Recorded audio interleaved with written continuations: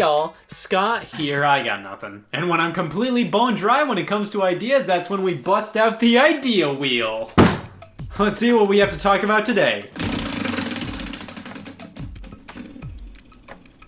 Ah, son of a bitch. Okay, well, I guess I'm talking about the L button today. Holy I have no idea how I got 23 minutes out of that topic.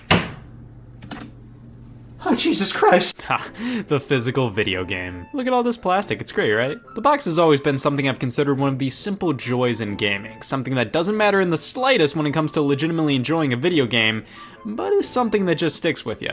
I always love just looking at the box, reading the back, seeing all the art. Physical video games are just something that I've always appreciated, and back in the day, that was partially due to the inclusion of this smattering of paper. The video game manual is something I think we only really started talking about until it started to go away. In this digital-heavy age, it's easy to look back at all the little things with games we always took for granted, but really miss now that they're basically gone. Stuff like gaming magazines, demo discs, cheat codes. These aren't dead, but they're dead. Tons of my favorite video game related things have been replaced by much more resourceful and easier solutions, all thanks to this home wrecker. It's the internet, home to such things as... Now, is the internet truly a stupid looking garbage man for killing what once were these little joys of video games?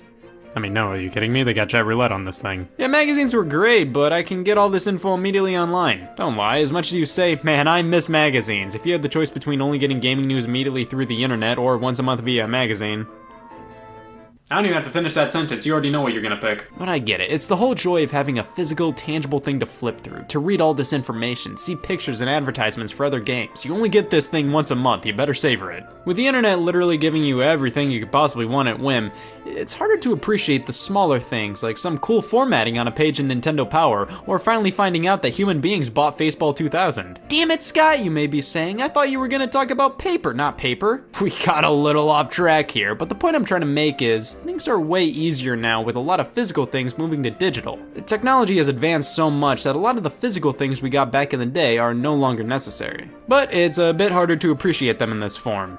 Gaming magazines are fundamentally dead, but the content they offered isn't. This kind of stuff can all be found online, and it's way more convenient. However, I still miss the feeling of magazines. They just felt so much more special. This sentiment rings true with so many other elements of gaming, with video game manuals being the most obvious one. Buying a new video game was always an exhilarating experience pre-2011, and a lot of that was because all of this was only half the story. With most games, you would always get instruction manuals, with reading them being my favorite method of realizing I'm a moron. The instruction manual was a necessity back in the early days of gaming, giving you details on the controls, the story, the characters, basically everything you needed to know to get started. In-game tutorials were a rarity. Most NES games you just pop in and immediately start playing. Instruction manuals picked up the slack when it came to teaching you how to play the game or telling the story. This is definitely why so many NES games don't really tell you what to do or how to play, because you were expected to read the manual. And oh boy, were these things made for reading. Plus, they all had a notes and memos section in the back where you could jot down little reminders. I don't think anybody actually did this, so I'll start the trend. Gotta use these more often. Look at the Legend of Zelda's manual. This is the culmination of everything that made these things so fun to flip through. All this colorful art, tips and tricks, story details, the enemies' names, even a map. This is the titan of the retro video game manual. It's great when they came in full color and almost acted like mini strategy guides. When you truly love a game, you kinda wanna dive deeper and get a better look at the characters and story, and great manuals like this one let you do that at no extra cost. NES RPG and adventure games got the best booklets. Star Tropics, Final Fantasy, Zelda 2, Dragon Warrior, all of these things got full color platters of information with extra art drawn just for it, apps, the works. It's great to see exclusive artwork in these things. Bubble Bobble had its story explained through a comic, and Mario 3's is just so much fun to look through. But not all manuals were created equally. Keep in mind, this was the era of English, mistranslations, made-up plots, spelling errors, or just completely wrong statements, all par for the course when it came to NES manuals. Castlevania 2 Simon's Quest, congratulations! You now own the authentic Konami home version of Simon's Quest, one of Konami's many original arcade hits. Konami lied to me? I love the game screenshots. Sometimes they literally just slammed a Kodak in front of the screen to take a picture. Other times, I guess they did the same, but added a negative effect to everything to make it it easier to see in black and white? Manuals would continue to get better and better over time, even when they became more and more unnecessary. Around the SNES and Genesis era, games started to become more conscious, offered tutorials, became less cryptic, but that didn't stop manuals from really hitting it out of the park. The best ones felt like an extension of the game's world. Like, oh man, it feels like I'm with Marcus Phoenix right now, where did all this blood come from? Or just when the manual retains the style of the game, like with Red Dead Redemption. Rockstar knows how to manual. You know with them you're getting a nice thick booklet and a huge map or a poster, it's great. Even in the golden age of manuals, not everything was amazing though. You knew a game was probably not a top priority to a publisher when the manual was in black and white. It was almost a warning sign that the game you bought was stupid garbage. Not always the case, but you knew a publisher really cared when they gave you full-blown color, multiple languages, like wow. They care. Nintendo, you old dogs. Almost every Nintendo first-party release since the SNES gave us these manuals you need spark notes for. Full color, and with the Wii, multiple languages, plus these fun little flyers giving you Donkey Kong upskirts and some new game suggestions. Hey Skyward Sword fans, you'll love Wii Play Motion. Hey look, I'm in Wii Play Motion. Things were going pretty alright in the world of folded pieces of paper with staples through it until the latter half of the Xbox 360 PlayStation 3 era, when manuals became more of a dying art form. Less and less time went into them. More often than not, you'd see black and white, and they consistently got thinner and thinner. Sometimes they just gave a small control layout on a single folded piece of paper. These could be charming. Nintendo did a lot of this with the 3DS, and this worked fairly well. I'm cool with this, although I'd prefer more detail. But hey, it could be worse. It could be a complete waste of my eye resources, because there were some games that didn't even want to do the bare minimum.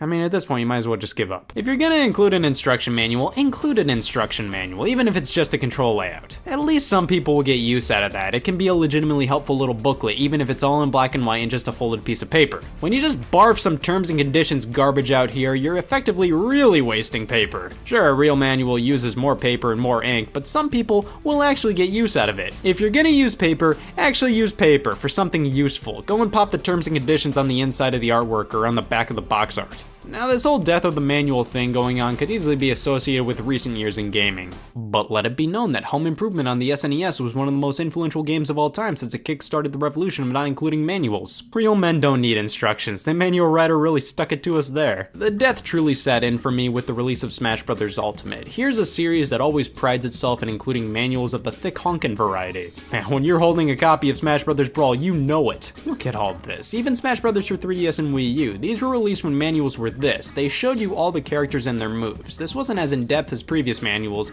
but still solid. But when we open up Smash Bros. Ultimate, nothing. And now instruction manuals are more so reserved as a premium bonus and special releases and not much more.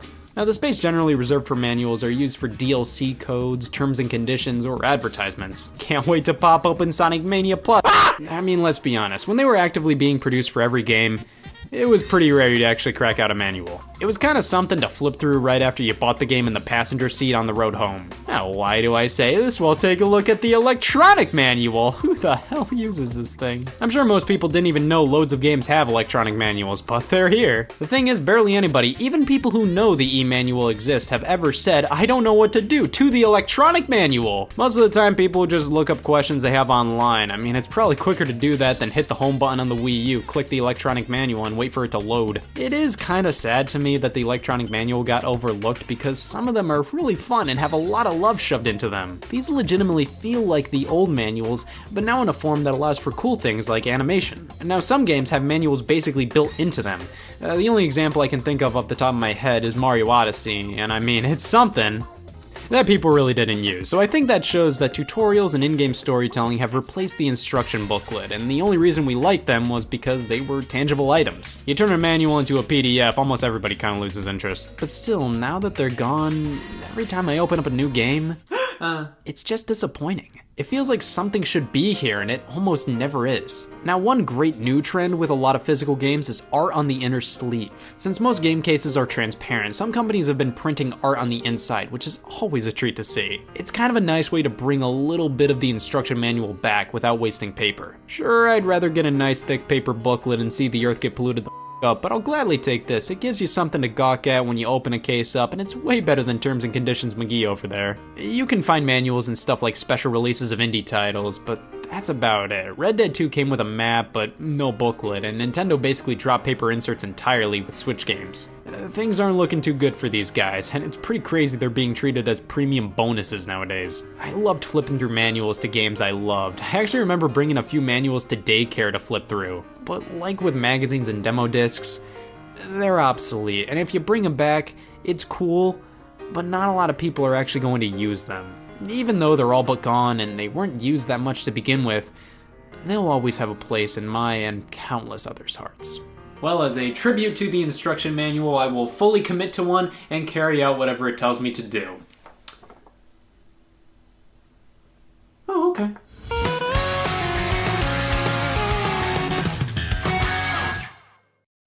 What's the recipe for surprising the kids, treating yourself, and ditching dish duty? You're looking at it. Order your Pizza Hut faves like original pan, original stuffed crust, and more at pizzahut.com. No one out-pizzas the Hut.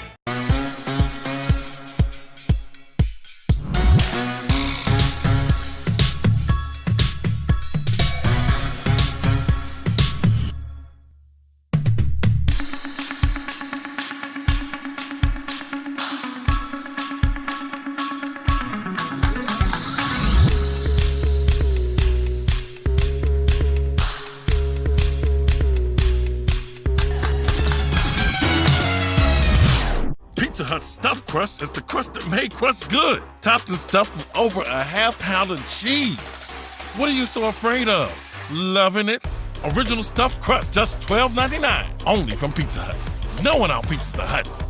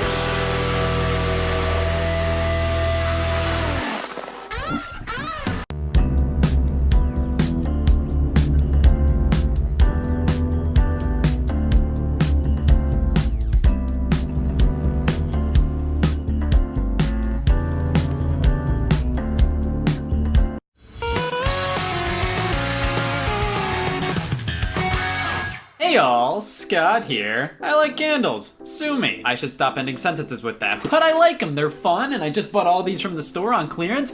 They must be clearing the shelves for even more candles. And I'm sure somebody new will make them.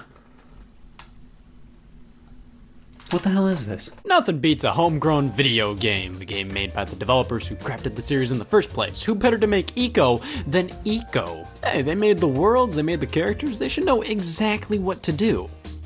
Until they don't want to anymore. Things change, mom and dad don't give a anymore. You don't know why, it just happens, and when my parents give up on me, 343 Industries takes custody. Many game franchises have to go through a messy divorce at one point or another, and when there's nobody to take care of them anymore, surely somebody has an open weekend. More series than you may think go through this, especially long-standing ones. A shift in developers. Whether it's a one-time thing or it's permanent, tons of beloved franchises get new developers all the time.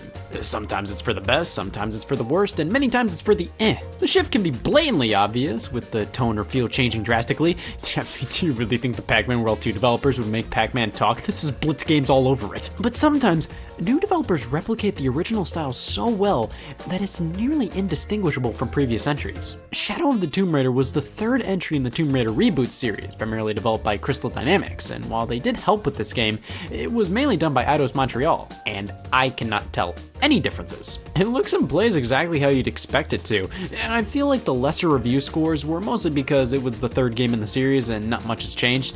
People are getting a healthy dose of I'm sick of Tomb Raider-itis. But let's hear it for Eidos Montreal, the babysitters of the Tomb Raider franchise. Montreal is the one-stop shop for sequels to games not made by the same developers. You want a new Batman Arkham game not made by the people who made the Batman Arkham games? Do I have a city for you? Warner Brothers Montreal created Batman Arkham Origins, Origins, which was made when they were trying to pump these games out every 2 years. The original developer Rocksteady was busy making Arkham Knight for next-generation consoles, so throw it to the B team. If any Canadian territory could do it, I guess this one. But yeah, you can kind of tell this wasn't done by the same people as the others. It's not bad, but the quality definitely isn't as high as the Rocksteady titles. It definitely feels like more filler than a true new Arkham game. They don't even include this one in recent collections to the Wii U. But what if the new developers do a better job than the original ones? What if they best them in nearly every way? That's rich. Oh, it can happen, no doubt, but most of the time when a new developer takes over, it's not really because they show more promise than the original devs. It's not because they have better ideas or are more capable of developing the franchises. More often than not, it's because the corporation that owns the series wants it to continue with more games, but the original team wants absolutely nothing to do with that anymore, so you know what that means. I've always wanted to go to Montreal. I usually don't think about it that much. When I hear a new team is taking over development of a series, I don't immediately jump to that being a bad sign or anything. But yeah, looking back at a lot of these, the last thing I would want is my child being raised by Capcom Vancouver. Hi, Scott Wozniak, Smear Campaign enthusiast. I love dragging developers through the mud. In fact, I hate developers, each and every one of them, especially if they try to make a Sly Cooper game. That's why I need to weed out which ones are bad and which ones are really bad. We're going to be taking a look at a few game franchises that switched developers at one point or another and see what changed in the transition and if adoption is really the best solution to all problems. First up, let's discuss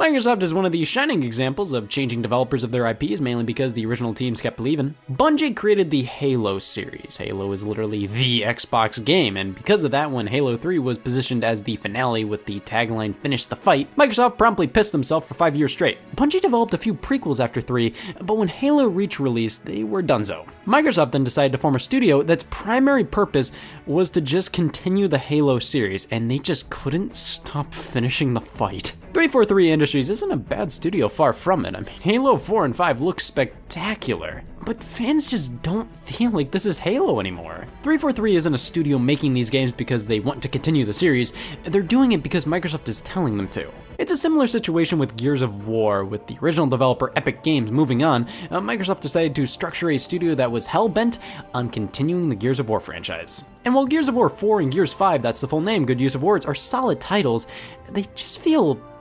unnecessary. It doesn't help that a lot of people blew their Gears of War load on the 360 with 4 games. They kind of got sick of it. And similarly to Halo, the franchise's name just doesn't hold the same value anymore. Halo and Gears of War are kind of continuing for the sake of continuing. The original developers were done with them long ago, and Microsoft keeps them afloat because you can't have an Xbox without...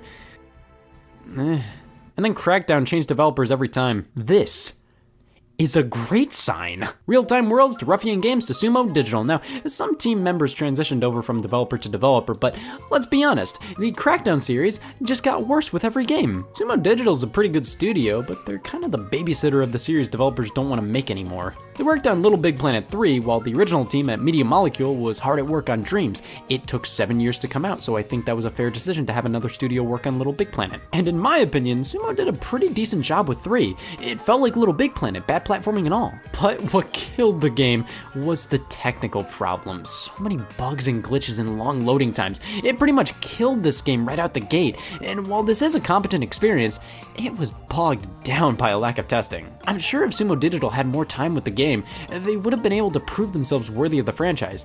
But I think the launch tainted their image. Many fans consider this to be the death of the series. But see, Little Big Planet 3 was a game I knew people weren't too hot on. On the contrary, do you ever just assume some games are enjoyed by a fan base and then use this? Oh my god. We got the Sly Cooper trilogy on PlayStation 2, a beloved set of stealth platformers developed by Sucker Punch. Now, I have no nostalgia for these titles as I was too invested in at the time, but I have dabbled in them since, and these are wonderful games full of style and life. It's a shame they fell victim to the great PlayStation curse. You make around 3 entries, get out. Most of the time, this is due to the original developers themselves wanting to move on, and in this instance, Sucker Punch began working on the Infamous series. However, hints of a new Sly Cooper game consistently appeared, even in Infamous itself. That was because somebody was willing to work on Sly 4 instead. That's right, the Mystery Case Files of the Malgrave Incident guys, Sanzaru Games. They're perfect! They pitched a Sly Cooper 4 to Sony back in 2008. Sony then tested the waters by letting them remaster the originals for PS3, and soon they handed over the keys to the franchise franchise for 2013 Sly Cooper Thieves in Time, it was okay. As somebody who's not a mega fan of Sly Cooper, it's difficult for me to truly go, oh yeah, this is way better than this. Like, I've seen a fair amount of people who weren't diehard fans of Mario Party say Super Mario Party was the best game in the series. The did they just say? It can be difficult to judge the quality of a recent entry in a series if you weren't too exposed to the previous ones, and I feel that a bit with Thieves in Time. But from what I've gathered researching fans' opinions on this entry, the characters and style were tweaked a bit too much for many's liking. The story continued on from 3 with them going, oh, Sly retired from thievery, that was a joke. But overall, it didn't necessarily feel like they were pushing the series forward, rather they just kind of took what Sucker Punch did and tried to do it again. And even though Sanzaru has made some quality titles, they aren't nearly as talented as Sucker Punch, I think that's very fair to say. From what I've played, this is totally fine, but the general consensus is the originals on PS2 are obviously superior, with Thieves in Time being a decent, albeit unnecessary return to form. We got another series that disappeared for a while just to end up anti-disappearing with a new father in tow, Luigi's Mansion, one of the better compliments you could give somebody. A launch title for the GameCube, its primary function was to show off just how graphically impressive a Luigi's Mansion could be. So much dust and lighting effects, it was a very short game and the gameplay wasn't anything crazy, but it was a fun little romp regardless. However, this game has a huge fan base, people who love everything about it to death. This little game had so much character, whether we're talking Luigi, Professor Egad, the ghost, or the mansion itself, it was an incredibly charming and memorable experience. But it also had this light sense of uneasiness. It was still a family-friendly game in the Mario universe, but it was just eerie enough to have that perfect amount of spookiness to it all. It was developed internally at Nintendo, the EAD division, most known for developing the Nintendo games you actually care about. But when a sequel released 12 years later for the Nintendo 3DS, Next Level Games were in charge this time around, and results were somewhat different. Luigi's Mansion Dark Moon featured a new art style for the environments and original characters, which was much more angular and exaggerated, which I think is fine. It gives it a 1950s retro haunted house feel, but it's not nearly as atmospheric, and it always felt odd to me that they didn't tweak the designs of Luigi or Egad to fit more with the rest of the art style. The ghosts in the original look like dead Mario characters. They look like they were designed by the same people who designed Luigi, but here in Dark Moon, they don't even look like they belong alongside the boos in the game, the main ghosts we see in the Mario series. And with the game being on a handheld, they felt the need to alter how the game was set up. Now, there are multiple mansions and you have missions to complete, which makes the game more suitable to just pick up and play. Now, I don't really blame Next Level for this decision, but it's not the most ideal setup for Luigi's Mansion.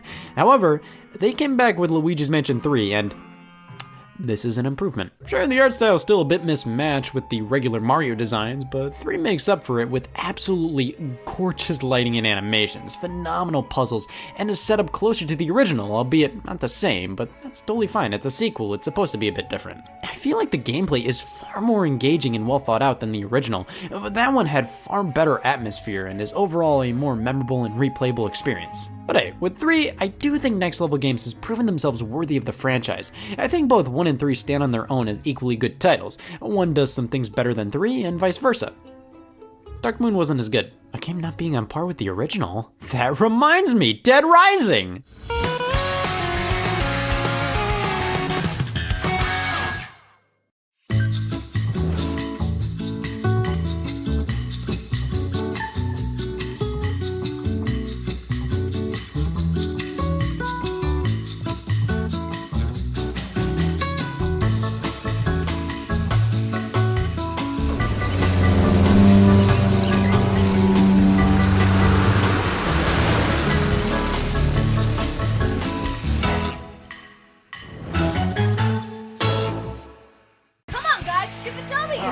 I'm winning. If you really want to win this, we should do the freeze drive ritual!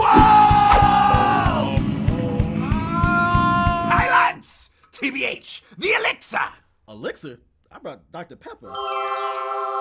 Dr. Pepper is the elixir.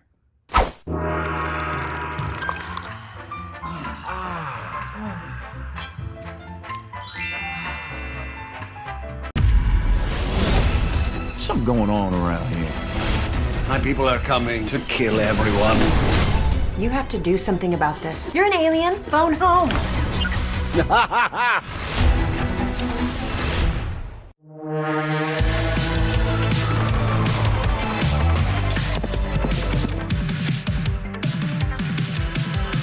This is why they don't let pseudo-Europeans who lived in China who come from Portland try.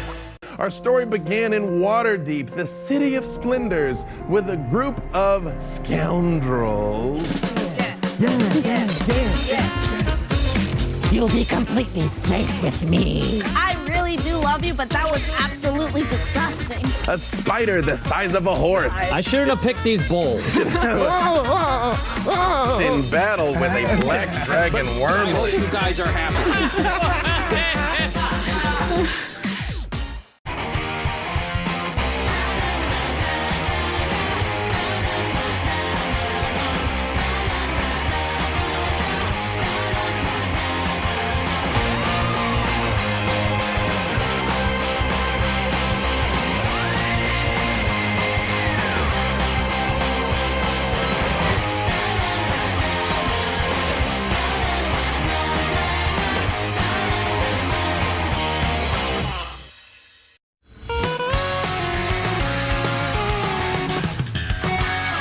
Dead Rising was all about surviving a zombie-infested mall for 72 hours, helping civilians and mauling psychopaths, and at your disposal is all of the above. The game's primary claim to fame was the idea that if you can pick it up, you can use it as a weapon. Couple that with how cheesy the dialogue and characters were while the story took itself as seriously as possible, we have ourselves a winner. The first title was developed internally at Capcom, and it didn't take long for them to give up. Dead Rising 2 was developed by Blue Castle Studios, and Capcom dug their work so much they bought them, and with that, Capcom Vancouver was born just to die. Dead Rising 3 was an Xbox One launch title, and finally we had Dead Rising 4 before death. Well, I've only played Dead Rising 1 and 4, and my opinion is, oh god, 1 is better. 4 is obviously technically superior, it looks really nice, controls fine, there's so much on screen at once, it's pretty impressive.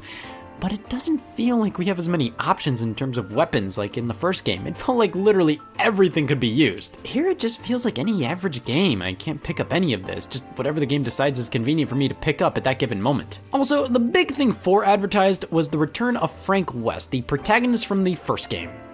Except this character isn't Frank West. He has the same name, he kinda looks like him, but the writing here is so much more self-aware and makes him out to be a wisecracking ass. The original Frank West was pretty serious, which made it more funny when the player decided, oh, let me be stupid. The serious story perfectly contrasted with the ridiculous weapons and cheesy dialogue, and they make things way too jokey in 4, and it just feels forced. But Dead Rising 4 is a decent enough game, I just think it isn't a great Dead Rising game. I don't really think the developers understood what people liked about it. It just kind of felt like they heard that people liked Frank West, but didn't know why people liked him. However, it's a fine overall game.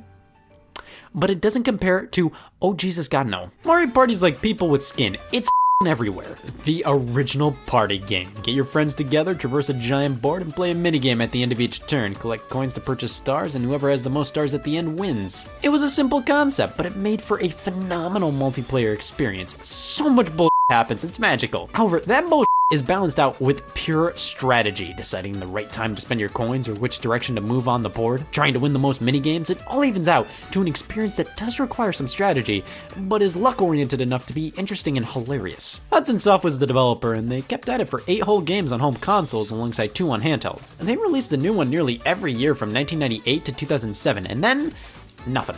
After 3 Nintendo 64, 4 GameCube, and 1 Wii game, the series stopped, which really puzzled me. Mario Party 8 sold insanely well, and for them to only make 1 entry on the console was absurd.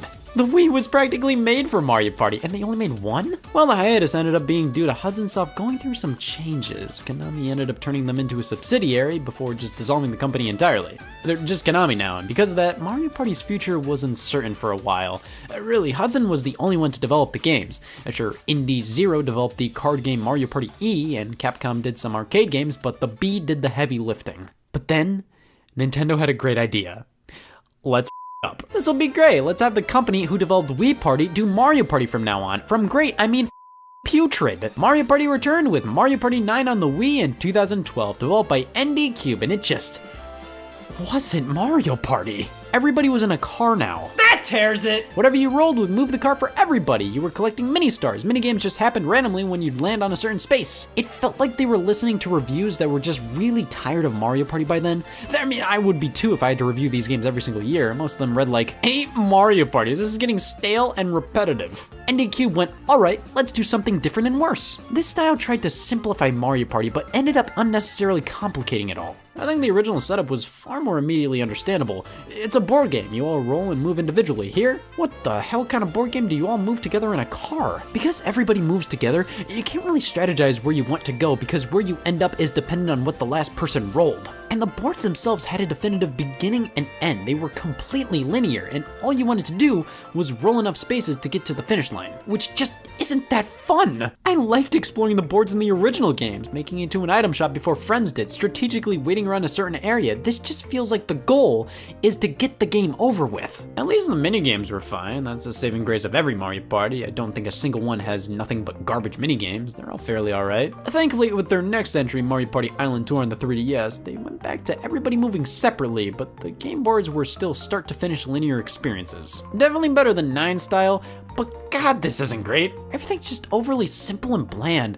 But at least with Mario Party 10, they had a chance to redeem themselves. It's the car again! They brought back the car from 9, and it really has not been improved at all. 10 is just another 9, which just makes it worse in my opinion. They could have improved things, but no, it's the same. There is a special mode called Bowser Party, which allows one player to be Bowser on the Wii U gamepad, where they're actively trying to hunt down the others and beat them. But this mode only has like 10 minigames to play, which gets old quick. Mario Party Star Rush on the 3DS was next. What the hell is this? Alright, so Star Rush is very different. You all roll simultaneously, which saves just so much time. That's the big selling point of the game. It's the Mario Party for the working man. Don't have any free time? Here's Star Rush. It's definitely the most unique one of the bunch, but really doesn't feel like Mario Party to me. So the next year, they made another 3DS game, this one being the Top 100, a collection of the best 100 minigames from the series past. This was a phenomenal idea. Why did they put this on 3DS? This game celebrates the home console history of the series. They have pretty much no representation of the handheld entries. I'd rather play Mario Party on a home console. I don't want to round up 3DS owners to play this. On top of that, this is literally just the minigames. The way ND keep wanting you to play this is to just pick a minigame, play it, and move on with your day. Nobody wants to play just minigames. You need boards to hold that experience all together, and this game has one board. And it just reuses assets from Star Rush. Thankfully, Super Mario Party came out for the Nintendo Switch, and is a step in the right direction. It goes back to the standard formula of the original games, but there's only 4 boards, and they all stink! They're all really tiny, and are based on a grid, which makes them super bland. I mean, they're doing better than they have before, but I never trust a man who prefers Super to 6. The thing is, though, most of these were negative changes, developers that didn't really know how to recapture the magic of the original games.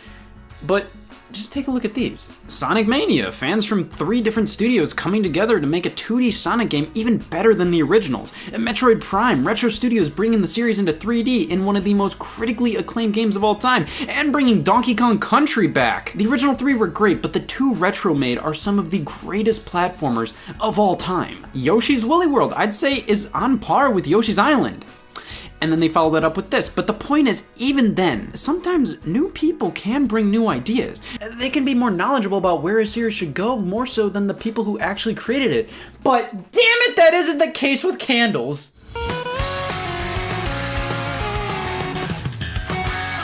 Hey y'all, Scott here. You know, so many people ask me, where do you get all those games? Yeah, that'll do. This is a used video game.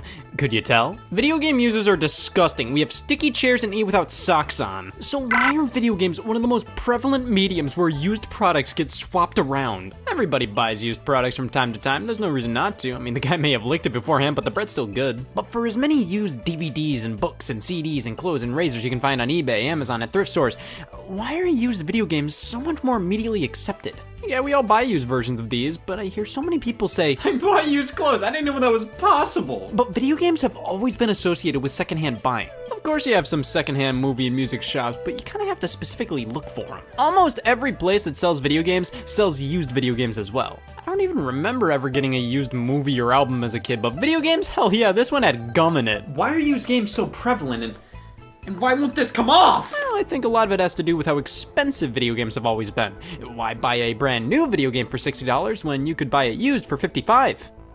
I can think of a few reasons. But see, you spend 20 hours with a game, and when you're done with it, you're generally done with it. Why not sell it and use that money to buy another game? See, most people, when they've had an experience, they're okay with letting it go to have more experiences. This isn't normal. But when a game changes hands a few times, it's bound to show some wear after a while, and because of that, there are loads of different species of used games. Firstly, we've got the lookalikes, used games that look nearly indistinguishable from new games. The game case is spotless, everything's included, absolutely no problem whatsoever. You could eat off of these things. Then we've got the sloppy seconds, games that are generally all together, they look fine enough, but have some slight imperfections. The game case is starting to get chapped, look at this, it looks dehydrated. There might be some crinkles here and there, and some light stuff missing like the manual or any extra inserts. It looks like the last owner used it as a napkin, but it's inoffensive to own. You may get less job offers, but with games like these, who needs them? But looking at the small little imperfections in the game cases, that just makes you ask, how did it get this way? Especially with games that recently came out. You ever see a used copy of a game that released a month ago and it's already on its deathbed? Games just get these random hickeys sometimes. Like, this is my copy of Super Mario 3D World. I've owned it since launch, taking good care of it. It has this for some reason now. My copy of Call of Duty Black Ops on Wii? Not my copy of Call of Duty Black Ops on Wii! One day in 2011, I found it on the floor with this gash in the middle. I did patch it up with tape, and thankfully it was in a spot I could cover up with black Sharpie, but these two moments made me realize games are far more fragile than you may expect. Which is odd, game companies know their products are handled by young children. You'd think they'd use bulletproof paper or something. Because this is just the beginning of the end. Thirdly, there's the frauds. You see them at the store and think, oh, that's looking pretty good, pull it off the shelf and weep. There's something wrong with my WarioWare. If the seller didn't have the original artwork for the game case, they may just print off their own. At least they're making an effort. Sometimes the print quality is actually pretty good and can be misleading. Sometimes I'll pick up a used game and it'll take a while for me to realize this is a lie. And then other times I ask, okay, so you made an effort, but you didn't? Some people use the lowest quality box art scans they can to print off their copy. Sometimes it's not even the official box art, they'll just use whatever pops up on Google first. You can make the argument, oh, they were in a rush, they didn't have time to find the highest quality box art. Then why print box art in the first place? I have a love-hate relationship with these. On one hand, it's good to see people care enough to print off high-quality box art, but I don't want printed off box art, I want the real deal. I have a man to be, and I won't be that with fake Luigi's Mansion. At least with the box art printouts, I mean, it's beyond obvious it's fake, so there's no fooling here, but like, who thought this looked okay? It's more fun to see the box art that's drawn on with Sharpie. It really puts you in the shoes of the last person who owned the game. Like, how did you lose the box art? You kept the case, you kept the disc, the manual? How do you lose the artwork? That almost seems like it's the hardest thing to lose. If the whole case was missing, I'd understand, but the artwork? You have to make a conscious decision to get rid of that. And then the stickers, oh God, the stickers!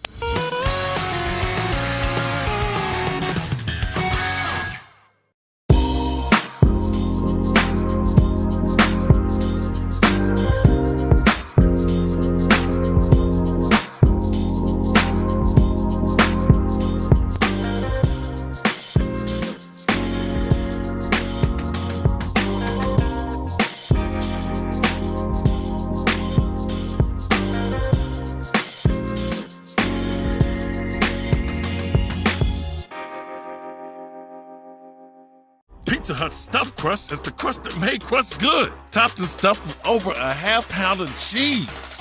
What are you so afraid of? Loving it? Original stuffed crust, just $12.99. Only from Pizza Hut. No one outpizzas the Hut. Freeze drive ritual!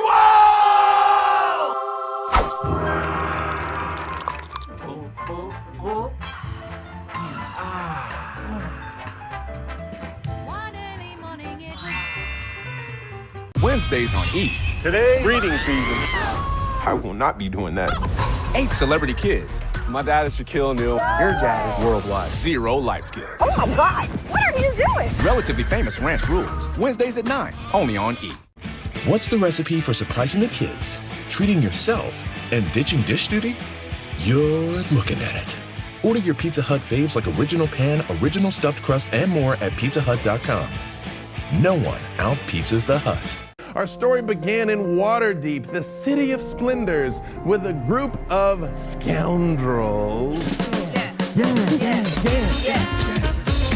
You'll be completely safe with me. I really do love you, but that was absolutely disgusting. A spider the size of a horse. I shouldn't have picked these bowls. In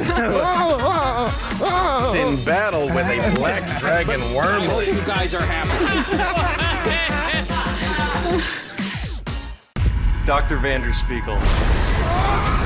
Glad to have you back in patients. Speech! Get out of my house. My people are coming to kill everyone. You have to do something about this. You're an alien. Phone home. You have no idea who you are dealing with. I think we might have gotten off on the wrong foot. See, now this shit's getting weird.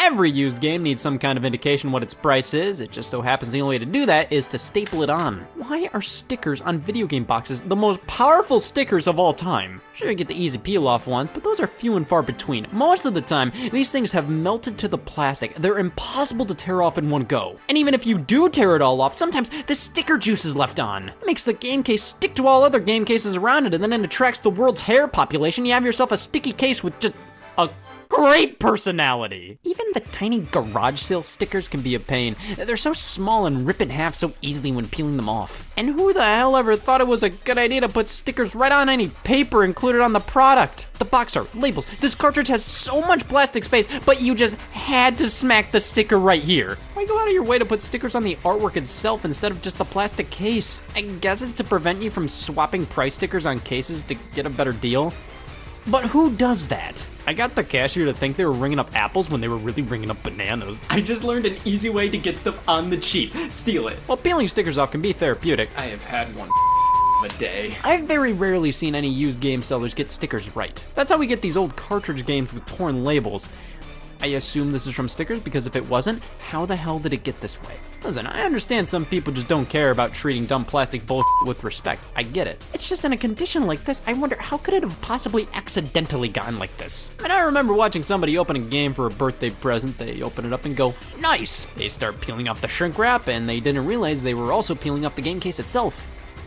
Happy birthday. That's like, how does this happen? How does this happen? What about this? What, did you like spill water on your game and you tried to dry it off with a saw? Each used game with a purple heart has a story to tell that I'll never know, but sometimes you can make assumptions. Sometimes you get notes left in from the original owner, and back in the day, places like Hollywood Video would brand their games like cattle. This is etched in there. There's no way getting around this. But hey, I now know this happened to be a rental video game. See, this is annoying, but also a part of history. I can at least look at this and go, cool. But this is never gonna be fixed. With stickers, yeah, this is stupid, but that's where a funny neighbor who smells really bad comes to help. Goo gone, you just squirt that all over.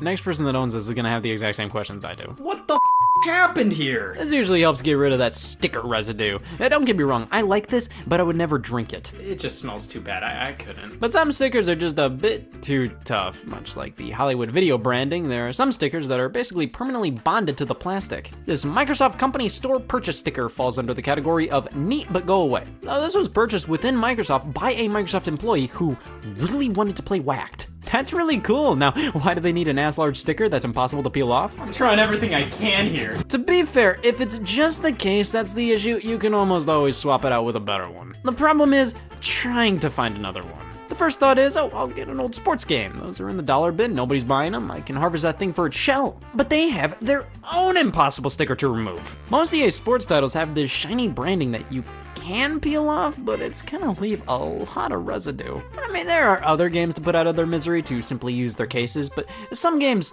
they're too far gone. Thanks, Caden. A lot of people like to label their property. Oh, some games even encourage that. Pokemon Stadium on N64 had this spot to put your name.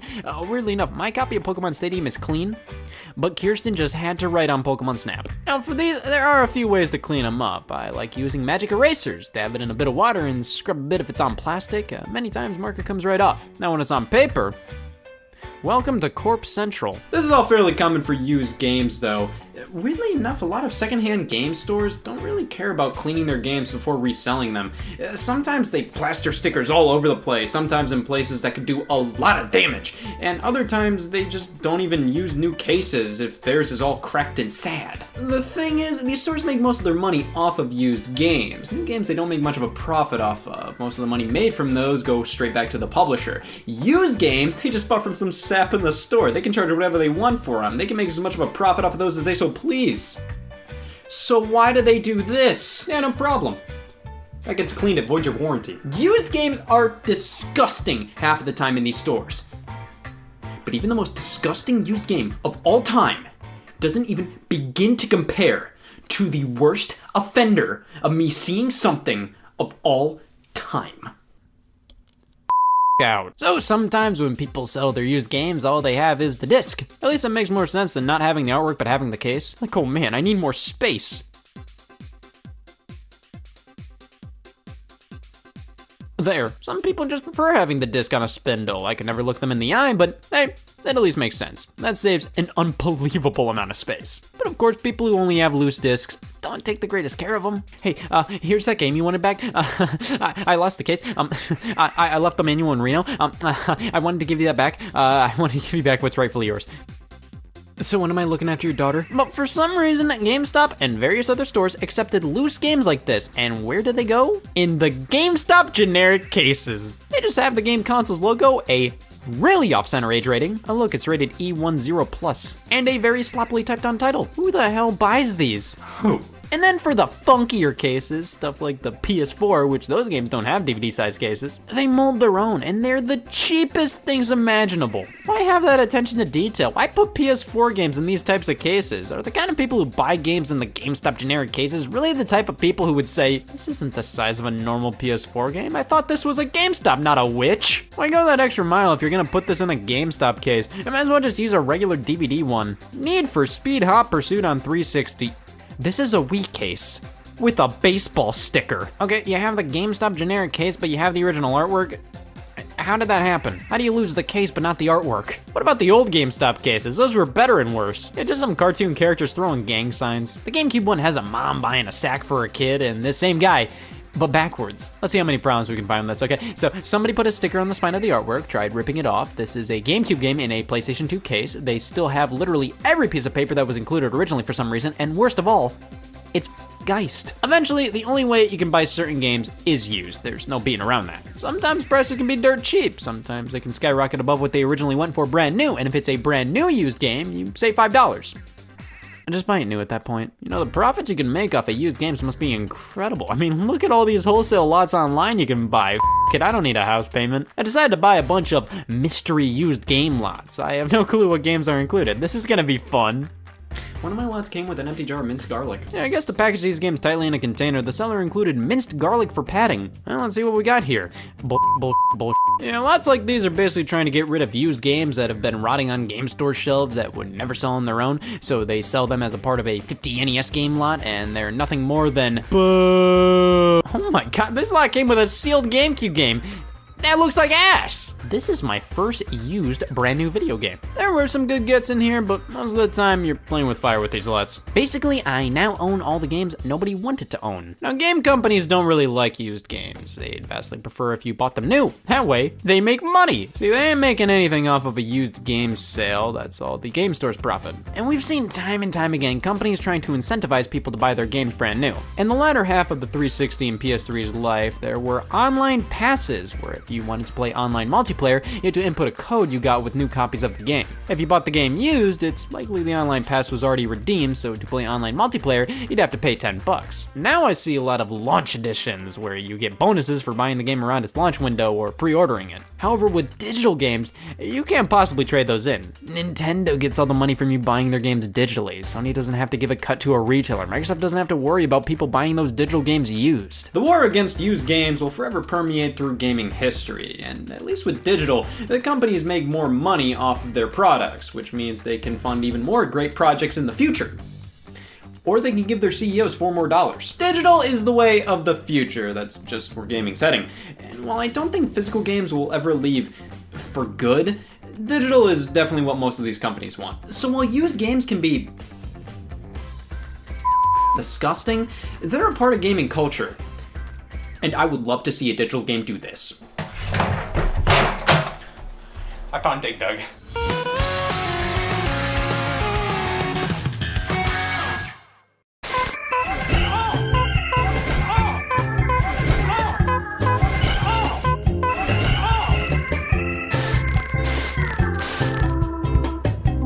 See you soon. Ladies and gentlemen, everybody watching at home from around the world. Yes, I'm here in Cologne for the finals of Intel Extreme. Hello and welcome to another episode of G4's Crash Course. He's the first cleanly has. Nexus is next. G2, they can't let it slip. Oh no. They're letting it slip. Okay, Hunter and Nico will collect.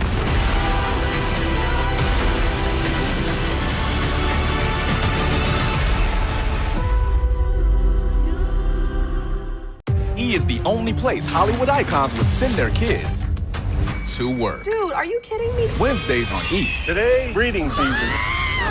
Nope, I will not be doing that. 8 celebrity kids. These are the shoes I was telling you about. The Prada ones? They're perfect for the ranch, right? Famous parents. My dad is Shaquille O'Neal. Your dad is like worldwide. 0 life skills. I don't touch sheep. I don't ride horses. Oh my God, what are you doing? Giddy up for relatively famous ranch rules. Wednesdays at 9, only on E. I didn't realize there would be actual applause. Yes! Life-changing. That's all you do in this game. Graphics and what have you. Marvel Spider-Man by Insomniac Games gets a 5 out of 5. So I have a question. Am I considered a classic? Zelda! Oh.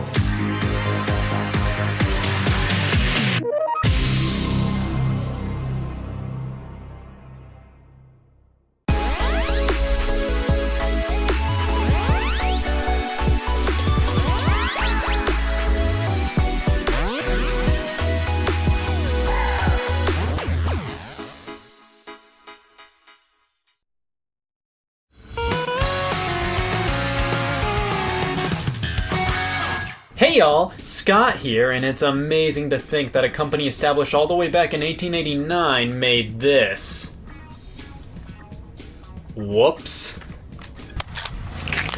Being one of the 3 major video game companies, it's a bit odd that Nintendo is the only one of them that is strictly a video game company. They don't make computers, televisions, phones, none of that. Just video games. The thing is, it wasn't always like that. Nintendo was originally established on September 23rd, 1889, over 125 years ago, which implies they haven't always made, video games. The easiest way to describe Nintendo before video games would be a toy company. Yikes! I've never covered the toy industry before, so to get a good idea of what we're dealing with here, I'm gonna go to Five Below and grab a toy for reference. In terms of toys, it's an inflatable gator kind of day. Cashier said it was the first inflatable gator sale of the day strictly for reference material. Originally named Nintendo Koppai, the company originated out of Kyoto and was founded by Fusahiro Yamauchi. The company's original objective? To produce and sell handcrafted Hanafuda cards. These are Hanafuda cards made by Nintendo. This deck specifically is called the Daitorio cards and features Napoleon on the case here. Daitorio translates to president, and Napoleon was an emperor, something just refuses to add up here. This is just one of the few decks Nintendo still produces, and yeah, Nintendo still puts out Hanafuda cards, some even featuring Mario characters on them. These new decks can be scooped up for around 20 bones or so, but if you want some original vintage Nintendo Hanafuda cards, well, be prepared to spend. The packaging here is incredibly nice. A hard plastic case holds the cards, and opening this, we have a silver package containing the deck. Opening that up, let's take a look at the cards themselves, and my god, these are a thing of beauty. Hanafuda cards translates to flower cards, which is fitting. These cards are very much focused on looks. Each one has wonderful art displayed here, specifically nature-oriented. They're all incredibly tiny and are made out of hard plastic. No numbers on them like standard playing cards. The use of numbers in playing card games are replaced with art in Hanafuda-based games. This was due to gambling being banned in Japan, as it was a major problem associated with playing cards. Since Hanafuda focused on art instead of numbers, gambling wasn't as easily associated with it, although there were workarounds like assigning numbers to specific cards. Hanafuda can be used for all different kinds of card games, none of which I have the slightest clue on how to play. Nintendo Koppai was basically the cream of the crop when it came to Hanafuda cards for years, and was basically all the company did for the first few decades of its existence. In 1933, Fusahiro stepped down and his adopted son-in-law Sekiro Yamauchi took over as president, renaming the company after an unlimited partnership, Yamauchi Nintendo & Company. 1947 rolls around and Sekiro creates a distribution company, Marufuku Company Limited, to help distribute the cards. After suffering a stroke, Sekiro's heir was to be his adopted son-in-law, Shikanoho Yamauchi, Yamauchi, but since he abandoned his family, bring in Hiroshi Yamauchi, Shikanoho's son and the longest-standing Nintendo president, holding office from 1949 to 2002. So Nintendo was a family business, but not blood family at all. Since the first two presidents did not have sons, they had to settle for their son-in-laws, and in the second president's case, his grandson-in-law. Hiroshi Yamauchi was the first president of Nintendo to really start taking risks and do new things, like renaming the company to the Nintendo Playing Card Company. Hiroshi started to see that playing cards could only get the company so far, especially considering that they were primarily associated with gambling, meaning the market for them was a bit limited, they didn't have wide appeal. That was until 1959 when the Nintendo Playing Card Company and Disney partnered up to pop Disney characters on Nintendo-made cards. This was a turning point for Nintendo. This venture helped broaden their playing cards appeal and bring in families and children. This was not only a huge success, but the first instance in which Nintendo garnered an audience of families and children, a market Nintendo would cater to basically for the rest of its existence. Hiroshi changed the company's name one last time from Nintendo Playing Card Company to simply Nintendo, as he was ready to experiment in other industries with the copious amounts of cash they got from the Disney card success. Like I said, Hiroshi Yamauchi, who I'll just refer to as Yamauchi from now on, wanted to expand beyond cards, and these expansions included taxis, food, a vacuum cleaner, and love hotels. Hotels specifically for quick, sexy in-and-outs. Nintendo ran sex hotels. The mere fact would make any smug uncle say, "Well, there goes the neighborhood." All of these products and services failed. Hard. With the card industry at a low and their other business ventures flopping, Nintendo was in bad shape in the early 60s, borderline bankrupt. It's not like nowadays when Nintendo reports a loss in a quarter, like they have billions just sitting there, they're fine. No, this was 1960s Nintendo. Definitely not a company that could afford a loss. But their experience with playing cards and the Disney venture gave them experience in the games and children's entertainment industry. So they gave toys a spin. They dabbled in the market with things like board games and whatnot, some featuring licenses from Disney, Popeye, and Ultraman. But it truly starts when one of the most integral employees that ever worked at Nintendo came into the picture. Gunpei Yokoi. Everybody talks about Shigeru Miyamoto, Eiji Aonuma, Koji Kondo, Satoru Iwata, and justifiably so, but the late Gunpei Yokoi basically crafted the Nintendo everybody fell in love with. A Nintendo that was full of creativity and fun. It wouldn't be this way without Yokoi. He was originally just a lower level maintenance employee at Nintendo helping manufacture cards. Yokoi invented a grabber device and was fiddling around with it at work one day. Yamauchi noticed and was impressed. The item was mass-produced for the Christmas season in 1966 under the name Ultra Hand. You could extend the arm and grab items like the balls with stands that it came with. The product was a huge hit and thus officially catapulted Nintendo into the toy industry. And from here on out, the vast majority of this info was gathered from BeforeMario.com, a crazy cool website dedicated to this era of Nintendo, the toy era. Incredibly high quality pictures and descriptions of the toys they released. Check it out if you're into that sort of thing. Nintendo as a toy company was the first instance of that classic Nintendo creativity shining through. Looking at a lot of these products, they're insanely cool for the late 60s, early 70s. I think if released nowadays, they'd still be really cool. They generally take a very simple concept and turn it into an incredibly fun little toy. Take, for example, the Ultra Machine. Didn't think I'd have an actual vintage Nintendo toy, did ya? Please, never doubt me.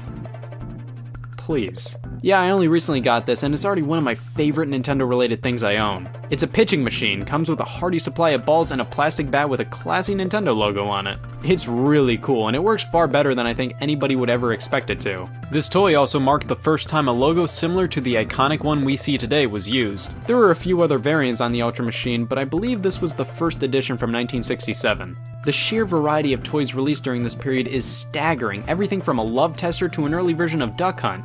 Yeah, Duck Hunt. It would project ducks onto a wall and you'd shoot them with a light gun. That's insane. There's the Punch Boy, mixing exercise and fun into one toy.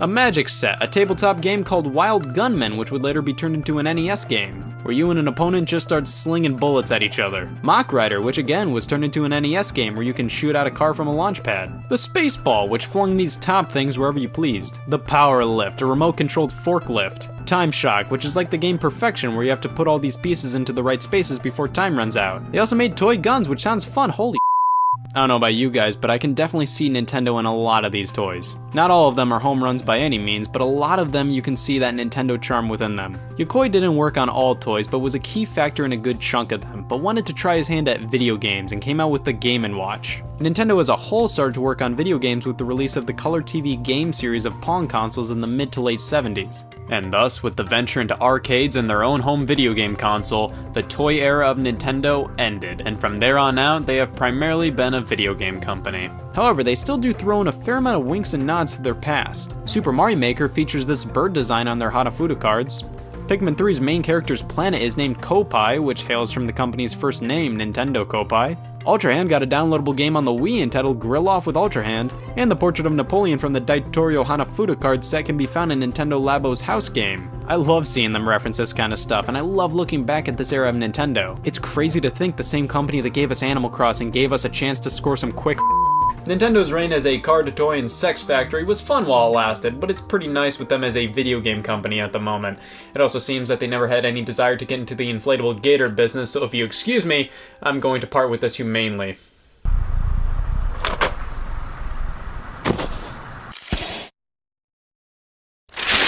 Neighborhood's going to